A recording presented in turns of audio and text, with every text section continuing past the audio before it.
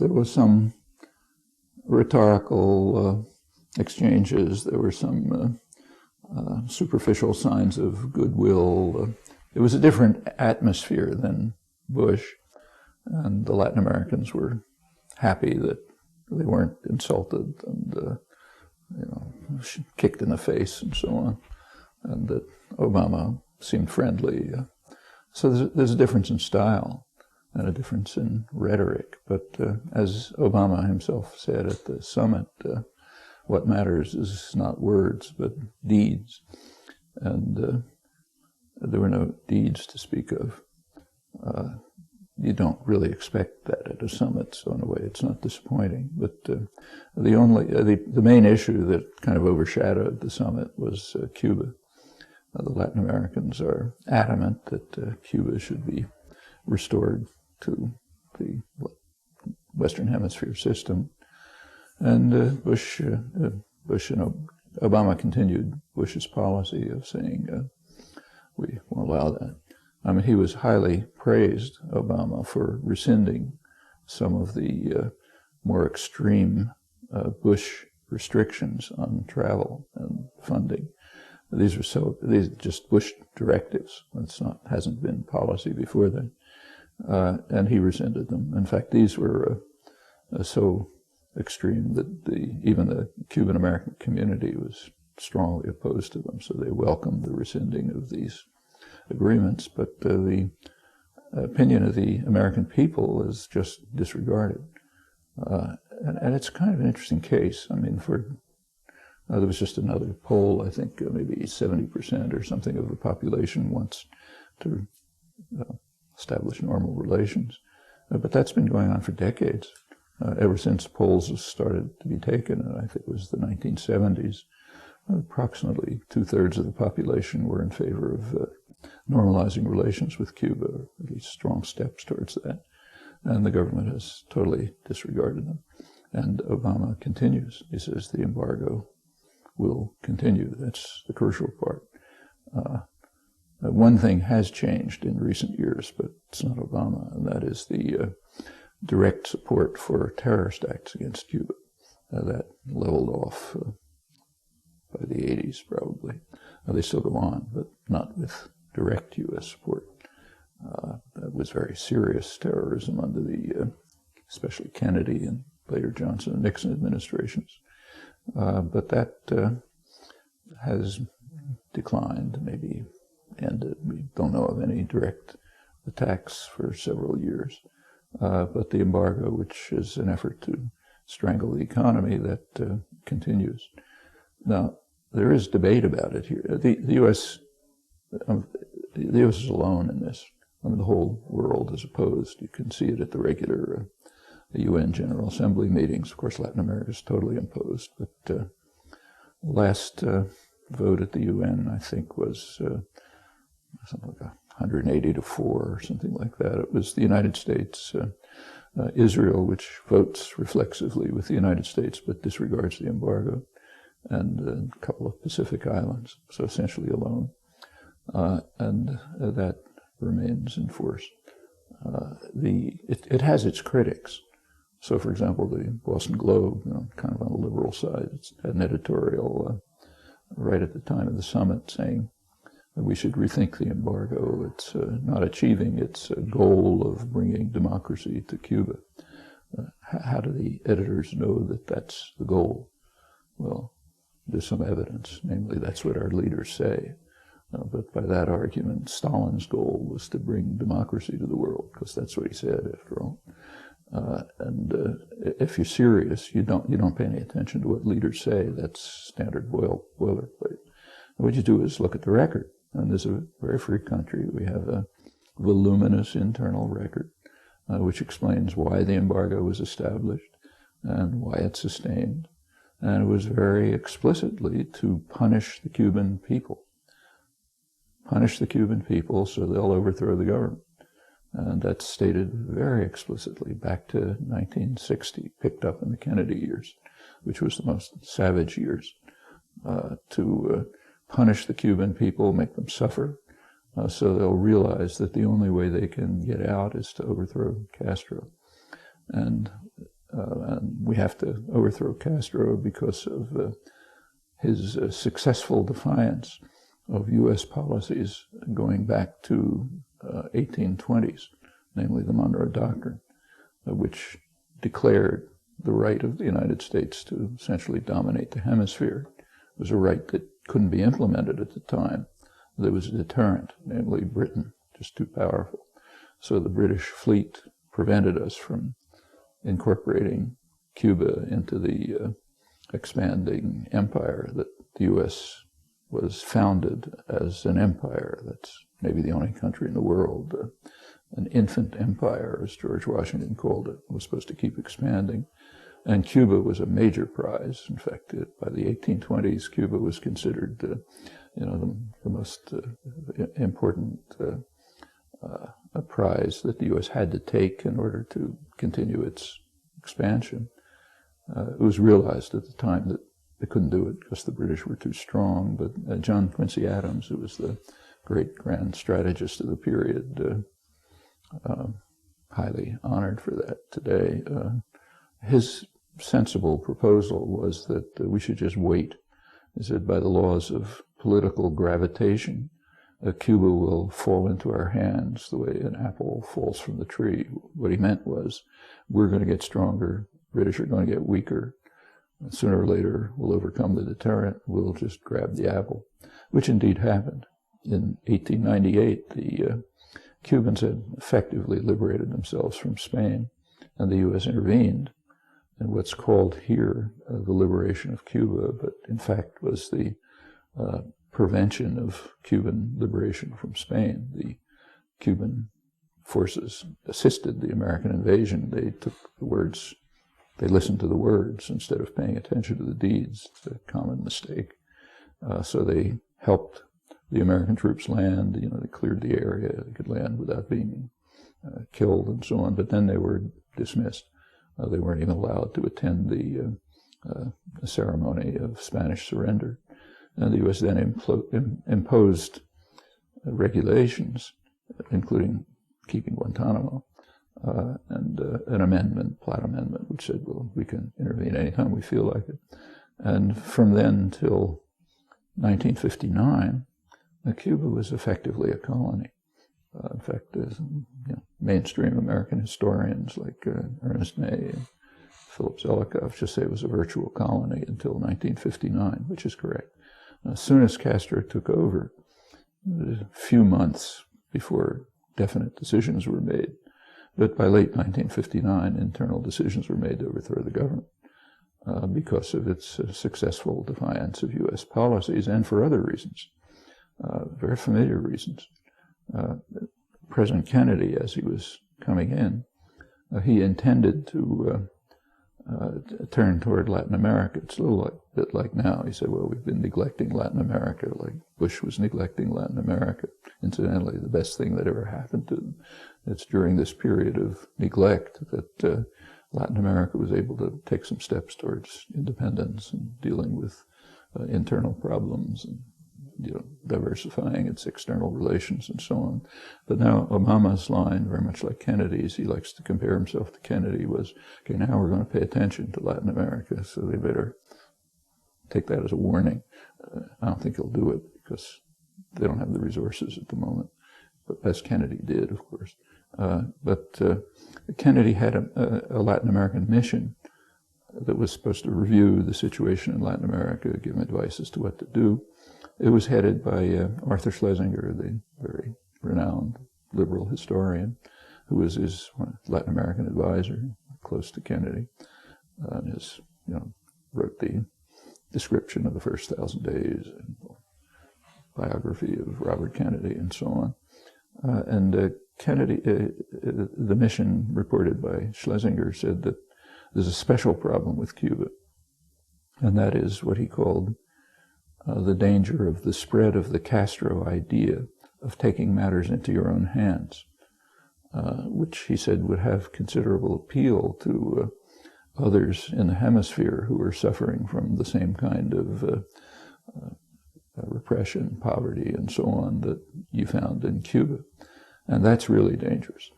And that's a very familiar theme. In fact, that's the basic principle of the post-Cold War period, you might say. There's a version of it called the domino theory. That's what's presented to the public. You know, the domino theory is, say, when Ronald Reagan declares a national emergency because the government of Nicaragua is only its army is 2 days away from Texas, so we have to tremble. You know, but or maybe if, you know, Grenada has a fishing cooperative, so maybe the Russians will land there and bomb us or something like that. Or, you know, Ho Chi Minh will conquer Indonesia or whatever it may be. That's the public version of the domino theory, which is, it's constantly ridiculed. After some failure, public commentary is, oh, look how silly the domino theory is. I mean, they didn't invade us. But that's missing the point, because there's an internal version of the domino theory, which is just what Schlesinger said, sometimes called the threat of a good example. If something works out somewhere, others will try to follow it. Henry Kissinger put it nicely with regard to Allende. He said, in Chile, he said, Allende is a virus who could spread contagion as far as Southern Europe, where what's called Eurocommunism, kind of social democracy, might take Allende's success as a demonstration that you can achieve large-scale social reform through parliamentary means. I want that. So for Kennedy, it was particularly striking because it was the same reasoning with regard to Vietnam, same time. Planners were afraid that independent development in Vietnam would be a virus that would spread contagion, be a rotten apple that would spoil the barrel, as was put internally. And what that means is the same thing as in Cuba. Successful internal development might be a model that others with similar problems would want to pursue. And it's striking that both in the case of Cuba and in the case of Vietnam, exactly the same policies were followed, despite the differences in circumstances. And it follows directly from the standard characterization. It has nothing to do with spreading democracy. It has to do with a virus that will spread contagion. You have a virus that will spread contagion, you know what to do. Destroy the virus and immunize those who are in danger of being affected by the virus. And that was done in Cuba, and it was done in South Vietnam. In Cuba, first the Bay of Pigs, then the Mongoose terror operations, which were pretty serious. Then when they didn't work, and the missile crisis made people rethink because the world's going to blow up, turned to economic strangulation to punish the population. So first you attack the virus, we're still doing that, and then you immunize the surrounding area. And that was done by installing vicious, brutal neo-Nazi national security states in one country after another. Started with Brazil, the most important country, where the Kennedy administration planned a military coup. It happened to take place shortly after the assassination, but it was in the works. And it installed the first of these national security states, which crushed opposition, tortured, and so on and so forth. So that protected Brazil, and then don't run through it, but it ran through the whole continent. 1980s, Central America got its dose of it. And same in Vietnam. I mean, in fact, in my view, my friends don't agree, but in my view, the U.S. basically won the war. By late 60s, it was very clear that Vietnam was never going to be a model for anyone, if it even survived. You know? And the surrounding areas were insulated. Brutal dictatorships imposed in one country after another. The most important, because it's the richest country with lots of resources, was Indonesia. In Indonesia in 1965, there was a military coup, Suharto's military coup, which killed hundreds of thousands of people, mostly landless peasants, destroyed any possible opposition, instituted a vicious dictatorship, and opened the country up to Western exploitation. So Indonesia was saved. In fact, liberal columnists in the New York Times described it as a gleaming light in Asia, or a sign of hope. You know, But they knew what was going on. They said staggering mass slaughter, first sign of hope in Asia. And later, McGeorge Bundy, who National Security Advisor for Kennedy and Johnson, in retrospect, and who had guided the programs in both Vietnam and Cuba, among others, he said in retrospect, we probably should have stopped the Vietnam War in 1965 because the virus was pretty much killed by then, and the contagion wasn't going to spread. And the spread of contagion was considered very serious. I mean, in Latin America, it could erode U.S. dominance. So when internal documents talk about policies going back to the 1820s, they knew what they were talking about. The spread of the virus in Latin America could, erode traditional U.S. dominance in its own backyard. And as, again, internal documents point out, if we can't control Latin America, how can we control the rest of the world? We won't have any, it's called credibility. We won't have any credibility elsewhere. Credibility means you better watch out. If we shake our fists, do what we say. And in Indonesia, in Vietnam, was even worse.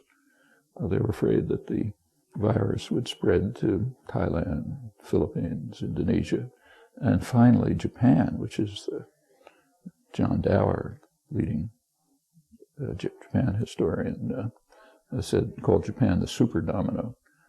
Japan might accommodate to an independent East Asia, become its technological center, kind of the whole region, and separate itself from the U.S. sphere. That means the U.S. would have lost the Second World War in the Pacific, which was fought to prevent that. Japan was going to establish a new order in East Asia where it would be the center. It would separate itself from U.S. control. And, in 1961-60, the U.S. was not prepared to lose the Second World War. So the policies were followed, both there and in Latin America, successful in both cases.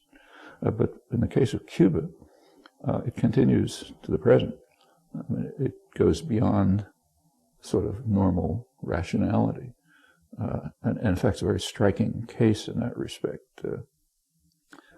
Not only the American population, but even American business is in favor of restoring relations with Cuba. They can make money out of it. It's a big market.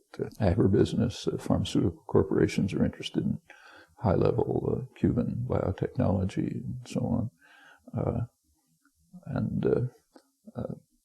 Energy corporations believe, probably rightly, that there's substantial oil reserves off the coast of Cuba. They're not allowed to drill. So you have this situation where not only the population, which is normally irrelevant, so that's not unusual, but even substantial sectors of business, which are relevant to policy planning, are in favor of normalization of relations, but the state won't allow it. So you have a case where it's one of these, there are examples like this where the state executive is acting in conflict with the sectors of power that dominate the state executive. And there's a reason for that. If you're the CEO of a corporation, your interests are making a bigger salary and getting more profit and market share for the next quarter. You have short-term localized interests. If you're that same person that becomes Secretary of State, he or she has different interests, namely the global welfare of the corporate system, long-term thinking, and will make different decisions sometimes. Cuba's one such case. It's probably infused in the case of Cuba by anger, that this tiny little country has been carrying out successful defiance right off our shores for 50 years. It can't handle that. But it's something that happens. In fact, it's happening right now in the case of Iran, and not for the first time. The history of U.S.-Iran relations shows many such cases. As, for example, in 1953, when the U.S. and Britain overthrew the parliamentary government, installed the Shah. From the U.S. government's point of view, that was part of a program of expanding U.S. influence in the Middle East region, which meant at the expense of Britain, because they were the dominant power. And the government wanted, the Eisenhower government wanted U.S. oil companies to take over 40% of the British concession in Iran. The British had run it entirely before. And the oil companies didn't want to do it. And not because they didn't like Iranian oil, but because they could get the oil more cheaply from Saudi Arabia. So, and they didn't want to alienate their Saudi friends by reducing lifting in Saudi Arabia. So from their short-term interest concerns, they were opposed to doing it. But pretty much the same people in the State Department and the White House ordered them to do it. And in fact threatened them with antitrust proceedings and other actions unless they took over 40% of the British concession. And so they did.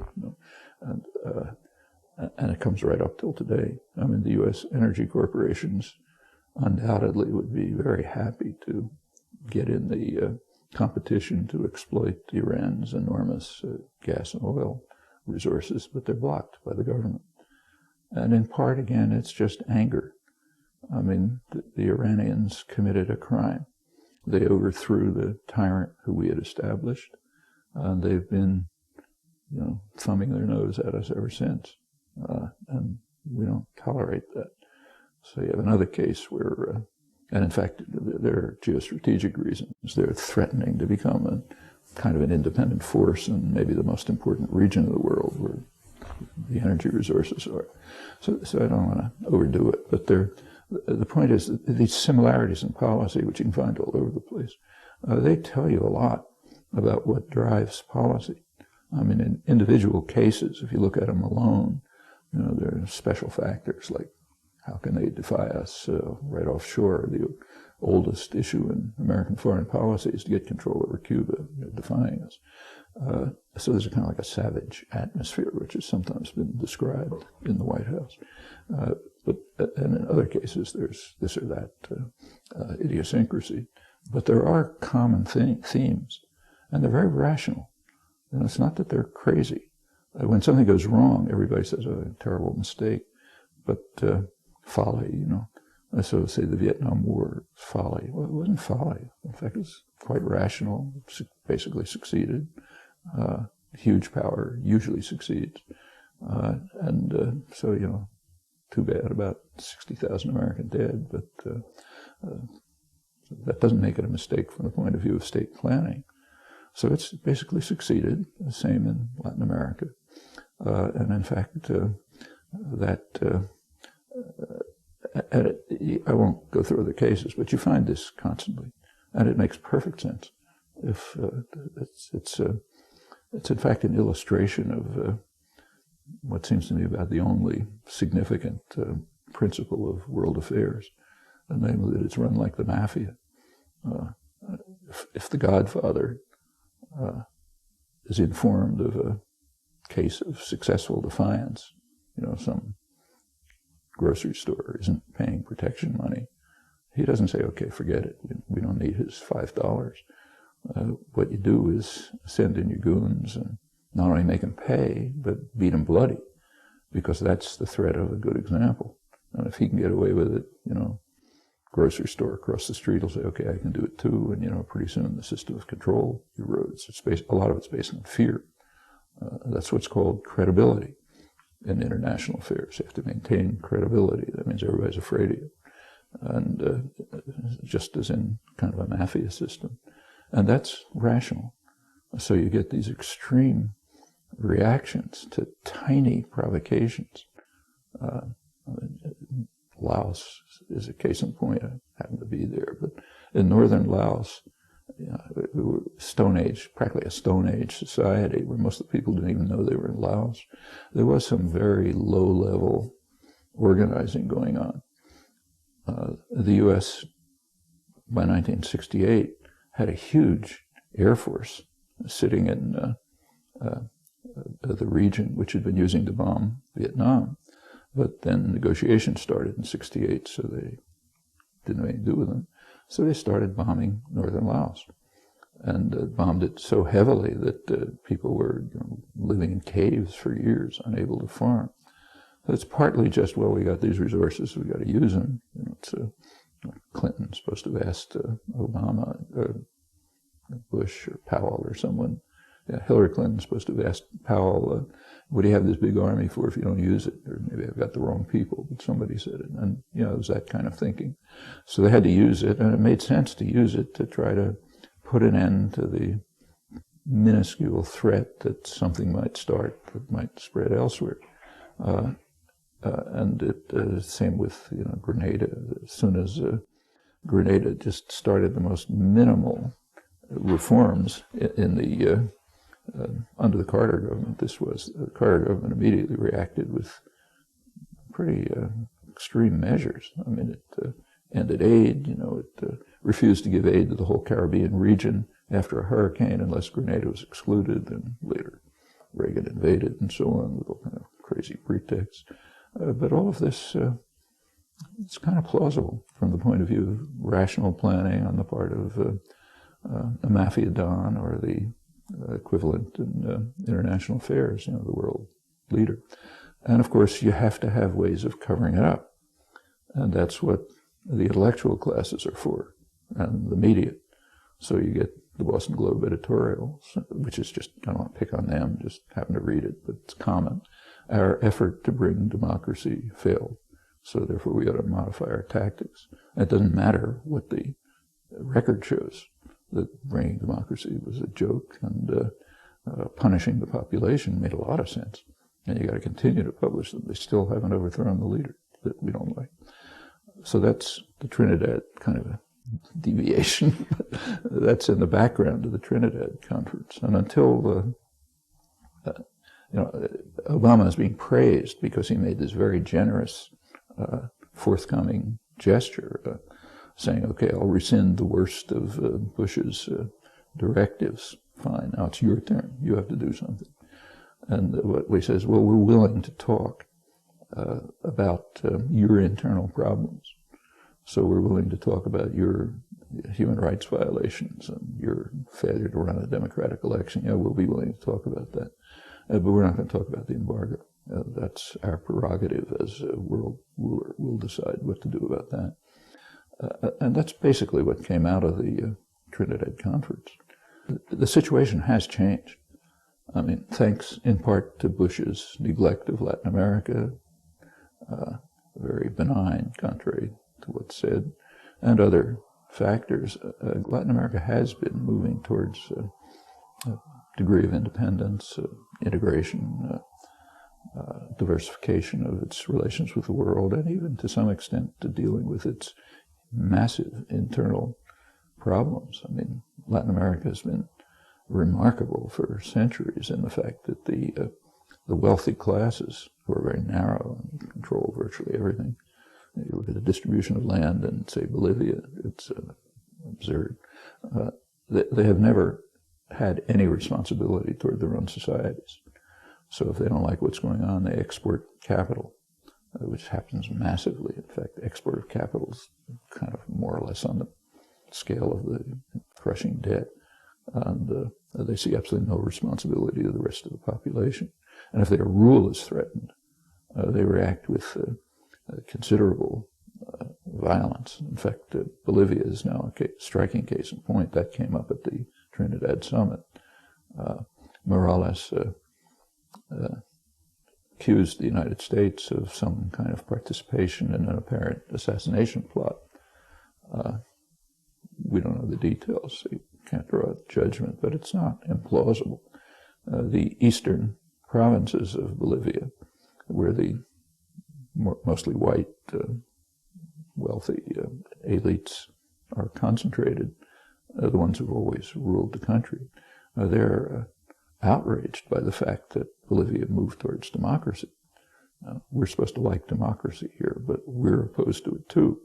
So the U.S. is supporting, naturally, the rich elites who used to run the country and is opposing Bolivian democracy, which is a pretty spectacular achievement. It's probably the most democratic country in the world. It's a good test of your attitudes towards democracy. Now, here's a country where the indigenous majority, that's the most repressed people in the hemisphere. I mean, they don't do anything here because we pretty much exterminated them, but they're still around in Bolivia. That's most of the population. They actually entered the political arena, elected somebody from their own ranks, not some rich guy, and are dealing with very serious issues, cultural rights, control of resources, and so on. And the rich, mostly white, former ruling elite obviously doesn't like it, and they're trying to move towards some kind of autonomy, and the U.S. is backing them. And whether that's involved in the assassination plot, you can't know. But we do know how the other Latin American countries react to this. That is, we know if we're not confined to 100% of the U.S. media. So, for example, there was violence in eastern Bolivia. A lot of peasants were killed by the opposition. What happened is kind of very interesting. There is now a kind of a moves towards unification in Latin America. One of the examples is Unesur, the Union of South American Republics. And after the violence against government supporters in eastern Bolivia, they had a meeting in Chile, Santiago, Chile, and they came out with a declaration read by President Bachelet, one of our favorites, who supported Morales and condemned the quasi-secessionist efforts. And Morales responded by thanking them for their support and pointing out that this is the first time in 500 years that Latin America has begun to take its affairs into its own hands without interference of the foreign powers that have controlled us the last couple of centuries, the United States. And that was a pretty important event. In fact, one mark of its importance is that I don't think it got a single mention in the United States. I mean, it was mentioned that there'd been a meeting, but not what it came out with, which is a good indication that something important happened, and it did. And that's the kind of situation that the U.S. now faces in Latin America. I mean, the U.S. is not without means of influence and control, but they're diminished as Latin America begins to move in to follow what Morales said, take its affairs into its own hands. So that's kind of in the background of the Trinidad Summit.